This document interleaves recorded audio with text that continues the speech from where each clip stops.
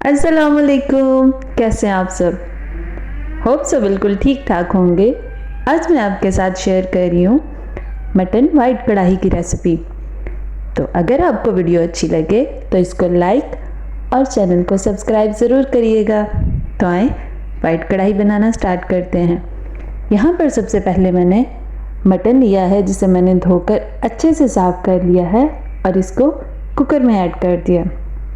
साथ ही इसमें 4 अदद मीडियम साइज़ के प्याज और 2 अदद कटे हुए टमाटर शामिल कर दिए।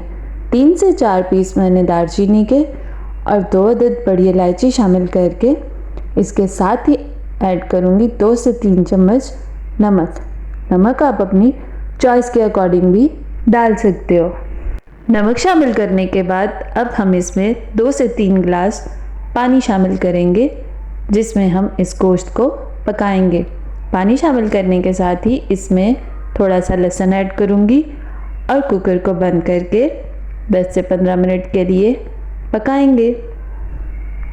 10 से 15 मिनट इसको बहुत अच्छे से स्टीम देंगे और उसके बाद जब खोलेंगे तो गोश्त हमारा नरम हो चुका हुआ है। अब हम इसको कढ़ाई में ट्रांसफ़र करेंगे और इसका पानी खुश्क करने के साथ साथ इसमें बाकी मटेरियल भी ऐड करते जाएंगे। अब हम इसको तब तक पकाएंगे और 7 चम्मच चलाते जाएंगे जब तक इसका पानी कुछ हद तक खुश्क नहीं हो जाता। जैसे ही पानी कुछ थोड़ा रिड्यूस हो तो इसमें 1 कप के करीब ऑयल शामिल करेंगे। ऑयल ऐड करने के बाद इसके साथ ही हम इसमें थोड़ा सा गरम मसाला भी शामिल कर देंगे। गरम मसाला मैंने 1.5 टेबल स्पून लिया, आप इसको अपनी चॉइस के अकॉर्डिंग डाल सकते हो। साथ ही इसमें ऐड कर रही हूँ 1 टेबल स्पून के करीब काली मिर्चें और 10 से 12 चॉप्ड सब्ज़ मिर्चें। सब्ज़ मिर्चों का आप पेस्ट भी शामिल कर सकते हैं। इन सब चीज़ों को शामिल करने के बाद अब इसकी 5 से 7 मिनट के लिए भुनाई करेंगे।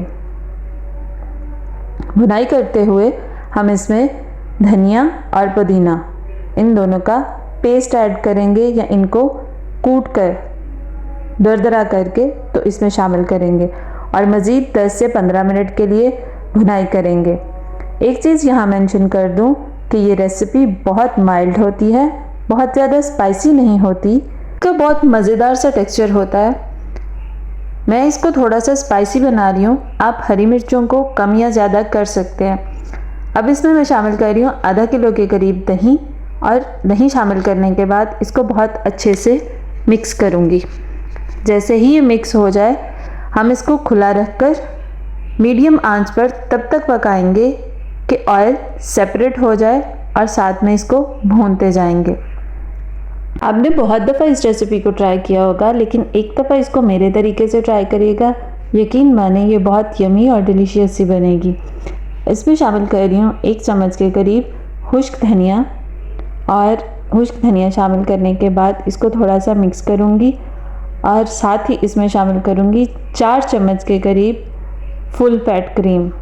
ये आम मार्केट से मिलने वाली वो डब्बे वाली क्रीम आप इजीली अवेलेबल होती है सबको, तो आप इसमें वो शामिल कर सकते हैं। ये ऑप्शनल है। अगर आप क्रीम नहीं शामिल करना चाहते डब्बे वाली तो आप इसकी जगह फ्रेश क्रीम भी यूज़ कर सकते हैं। क्रीम शामिल करने के बाद अब मैं इसको अच्छे से नहीं बल्कि बहुत अच्छे से मिक्स करूँगी ताकि ये अच्छे से यकजान हो जाए, कहीं पर कोई लम्स या रह ना जाए।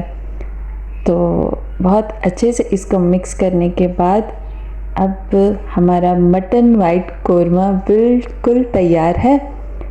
थोड़े से सब्ज़ धनिए के साथ इसको गार्निश करेंगे। अब इसको नान या रोटी के साथ सर्व करेंगे। रेसिपी को ज़रूर ट्राई कीजिएगा और अपना बहुत कीमती सा फीडबैक ज़रूर दीजिएगा।